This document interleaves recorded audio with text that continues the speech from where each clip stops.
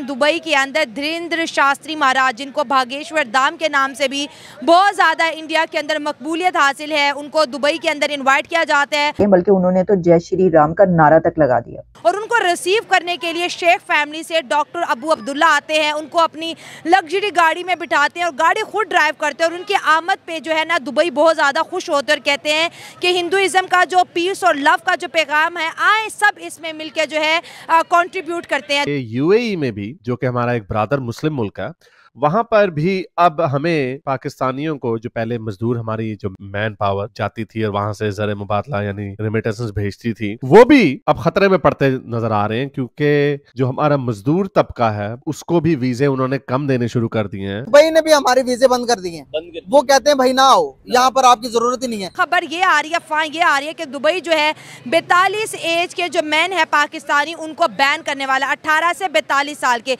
ऐसा क्यों, ऐसे दिन क्यों देखने पड़ रहे हैं कि जहां पर पाकिस्तानी होते हुए हमारी वैल्यू ही कोई नहीं है। और हमारी निस्बत इंडिया के जो लोग हैं, उनके जो मजदूर हैं, उनको ज्यादा मिलते हैं। और एक तो इंडिया की ऑब्वियसली एक लेबर फोर्स है, लेकिन उसके ऊपर एक उनकी स्किल्ड फोर्स भी है, वो भी यूएई में काम करती है। कि जो अरब ममालिक पाकिस्तान के बड़े करीबी दोस्त हैं, बड़ी इज्जत भी देते हैं पाकिस्तान को, बहुत सारे मुश्किल वक्त में पाकिस्तान को उन्होंने निकाला भी है, लेकिन जब इन्वेस्टमेंट की बारी आती है तो वो भारत में करते हैं, लेकिन वादे वो पाकिस्तान के साथ करते हैं। एक प्रोपेगेंडा के तहत हमें दबाया जा रहा है, हम बहुत ताकतवर हैं।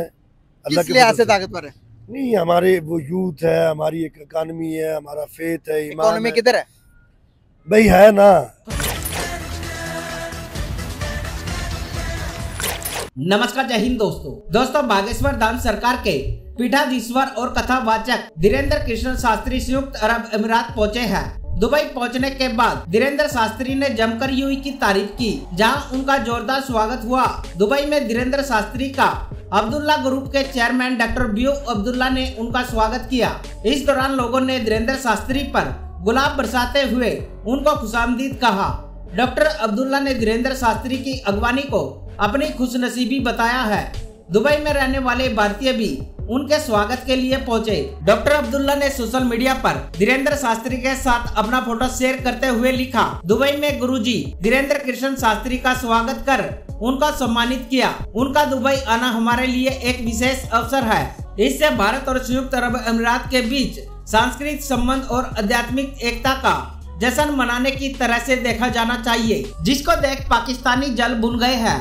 तो चलिए दोस्तों, इसी पर आगे पाकिस्तानी मीडिया का रिएक्शन देखते हैं। जिस तरह से दुबई में उनका ग्रैंड वेलकम किया गया, उनको मालाएं पहनाई गई हैं, ठीक है, और वहाँ के जो शहजादे हैं वो खुद आए उनको रिसीव करने। ऐसे जस्ट पीएम के लिए होता है, और वो भी इंडिया के पीएम के लिए हमने देखा था, और इमरान खान को देखा था।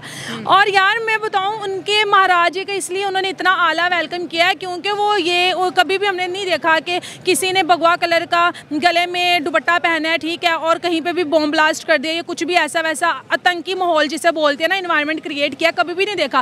वो मौलाना के क्यों नहीं उस तरह से रिस्पेक्ट करते, मैंने तो कभी भी नहीं देखा। वो जिसकी दाढ़ी देखते हैं, जिसकी शलवार कमीज देखते हैं, उसकी सबसे पहले चेकिंग की जाती है कि यार इस बंदे को तो चेक करो, चाहे वो बिल्कुल इंसान हम जैसे सिंपल होगा, लेकिन वो दाढ़ी की वजह से उसकी, ना सिर्फ दुबई के अंदर बल्कि दुनिया के हर एयरपोर्ट के अंदर उसकी खास किस्म की जो है, जिसका हुलिया मौलाना की तरह होता है, उसकी खास चेकिंग होती है। जिसके मुंह पे दाढ़ी होती है ना, उसको तो वो छोड़ते ही नहीं है, ठीक है। और अभी भी एक बहुत ज्यादा वायरल हुआ था, पता नहीं किस कंट्री में, कि जितने भी मुस्लिम लोग हैं वो अपनी दाढ़ियों को हटाएंगे, टोपी नहीं पहनेंगे, पैंट शर्ट पहनेंगे। तो इतना कुछ किया जाता है। दुख होता है यार कि सभी एक तरह नहीं होते, लेकिन इन्होंने अपना इमेज खुद इस तरह। और अभी एक और खबर बहुत ज़्यादा वायरल हुई है कि यार जो इंडियंस लोग हैं उनकी दुनिया इस वजह से भी रिस्पेक्ट करती है, उनको अपनी कंट्री में आने की परमिशन देती है। लोग उनको वीज़े फ्री कर देते हैं कि भाई इंडियंस लोग बिना वीज़े क्या है, उन्हें पता है कि जो इंडियंस लोग आएंगे वो हमारी कंट्री के लिए कंट्रीब्यूट करेंगे, वो हमारे जो डॉलर्स हैं उसको मजीद आगे करें, वो हमें बिजनेस देंगे, वो हमें अच्छे अच्छे आइडियाज़ देंगे, जिस वजह से लोग चाहते हैं कि वो हमारी कंट्री में आए। और अभी एक खबर भी तो आई है कि अमेरिका के अंदर जो है सेकंड नंबर पे जिन सीईओ की सबसे ज्यादा हाई सैलरी है वो इंडियन है।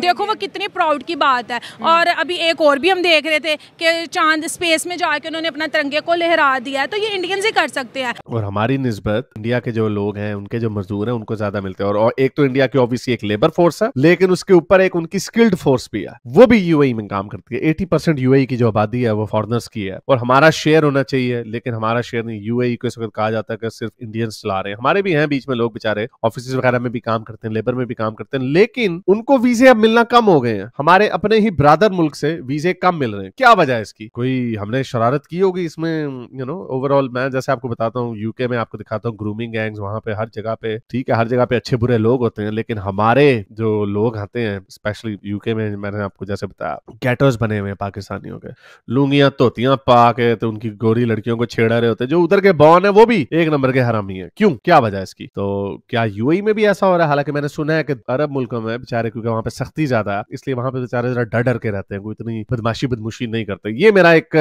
वैसे मेरी एक पता नहीं क्यों ये मेरा एक बिलीफ ऐसा बना हुआ है कि यूएई में या सऊदी अरब में या कतर में जो हमारे लोग बेचारे जाते हैं, एक तो गरीब लोग होते हैं, पेड़ू पुंडे तो होते ही हैं, कोई बात नहीं, गंद शंद लिफाफा शिफाफा फेंक देते होंगे बाहर, लेकिन वैसे ओवरऑल डरते होंगे बेचारे, क्योंकि वहां पे सख्ती ज्यादा। आपको पता है सऊदी अरब में भी पता है कोई 50 के करीब लोगों को सजाएं मौतें थी, और वहां की सजा मौत कैसी होती है? ठक सर तन से जुदा।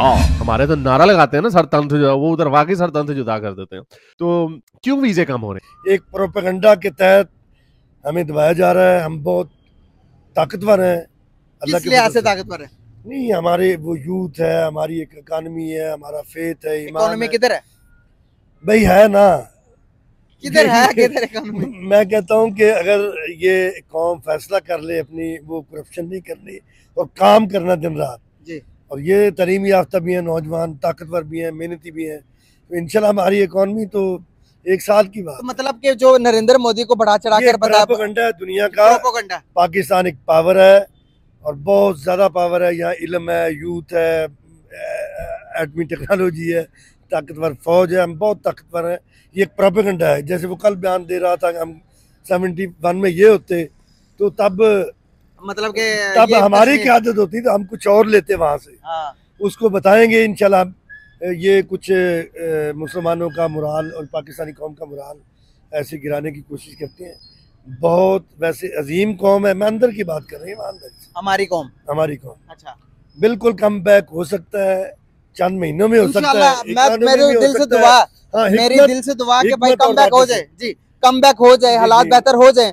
लेकिन हालात उस तरफ जा भी तो नहीं ना रहे सर। दुबई में जाते हैं हम, वहां पर जाके चोरी करते हुए पकड़े जाते हैं। यूके में जाते हैं, वहां पर जाकर हम पुट्ठे नारे लगाते हैं। अपने लोगों की तरबियत करें, झूठ नहीं बोलना, बिल्कुल झूठ नहीं बोलना, अपनी इखलाकी तरबियत करें। वो चाहे वो दीनी तबका से तरबियत करवाएं, खुद हुकूमती लेवल पे हो, यूनिवर्सिटी लेवल पे हो, मीडिया तरबियत करे कि झूठ नहीं बोलना अपने, और साथी से कोई चीज़ मांगनी है, कोई ज़रूरत है तो एक, बल्कि ये मांग के ले, छीन के ना ले, चोरी ना करे। जी, रफ़ाए आमा के अदारों को थोड़ा सा और ओपन करना चाहिए, जो ये रिलीफ का काम करते हैं, ये NGOs हैं, अच्छे ईमानदार लोग। वो मसला तो यही है कि NGOs वाले पे वो उंगलियां उठती हैं कि ये भी वो गड़बड़ होती है।